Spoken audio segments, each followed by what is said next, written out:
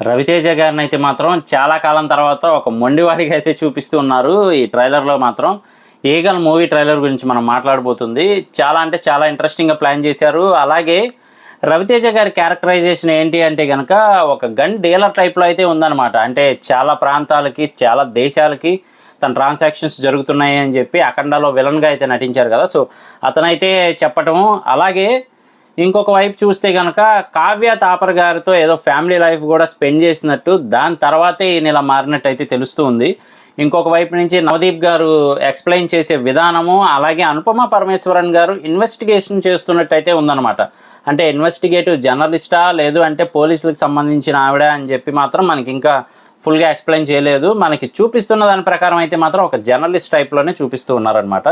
So మరి ఆవిడ ఎందుకు ఇన్వెస్టిగేషన్ చేస్తున్నారు ఏంటి అనేది మాత్రం మనకు మూవీలో అర్థమయ్యేలా ఉంది. ఇంకొక వైపేమో ఒక పెద్ద అఫీషియల్ క్యారెక్టర్లో అయితే మాత్రం మధుబాల గారిని చూపిస్తూ ఉన్నారు.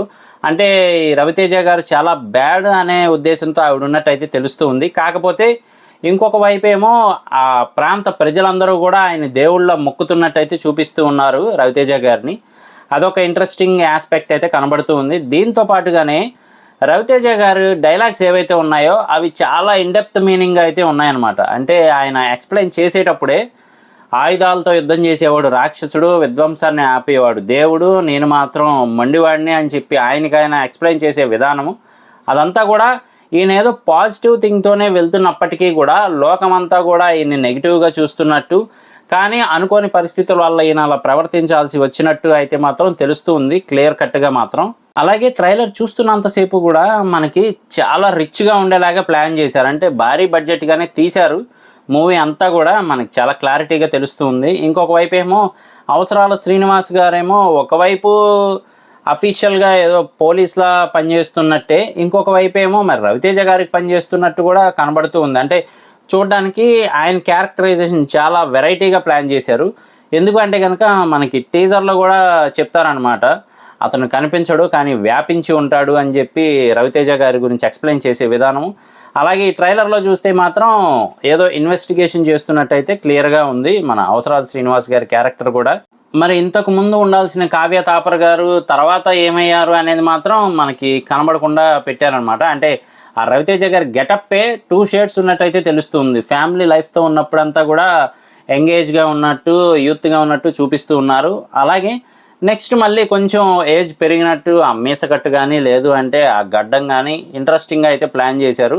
చాలా రూడ్‌గా ఉన్నట్టయితే తెలుస్తూ ఉంది మనకి. రవితేజ గారు స్టార్టింగ్ నుంచి ఎండింగ్ వరకు చాలా రూడ్‌గా ఉన్నట్టయితే తెలుస్తూ ఉంది. అలాగే ఏదో యుద్ధం జరిగినట్టు దాని నుంచి ఆయన మైండ్ చేంజ్ అయినట్టయితే తెలుస్తుందన్నమాట. ట్రైలర్ ప్రకారం అయితే మాత్రం మనకు అది క్లియర్ కట్‌గా చూపిస్తూ ఉన్నారు. అలాగే ఆయుధాలు మామూలుగా కూడా చూపించట్లేదు. అంటే ఆ వెపన్స్ ఏవైతే ఉన్నాయి గన్స్, బుల్లెట్స్ చాలా అంటే చాలా చూపిస్తున్నారు. మనకి దీన్ని బట్టి తెలుస్తుందంటే మాత్రం యాక్షన్ ఫస్ట్ నుంచి లాస్ట్ వరకు కూడా చాలా యాక్షన్ ఉండబోతుంది అని తెలుస్తూ ఉంది. సో ఆల్రెడీ మూవీ రిచ్‌గా తీశారు. ఆ కెమెరా వర్క్ కానీ, లొకేషన్స్ కానీ.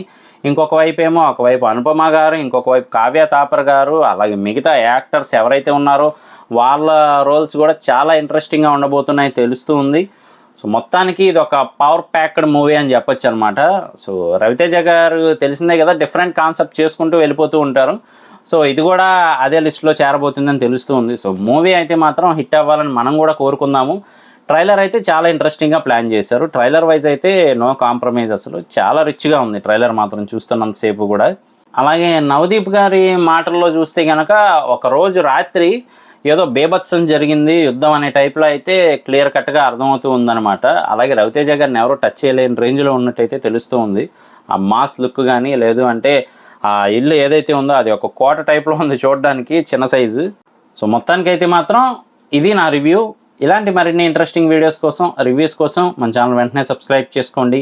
నేను మీ ప్రసాద్. మళ్ళీ నెక్స్ట్ వీడియోలో కలుస్తాను. Love you all.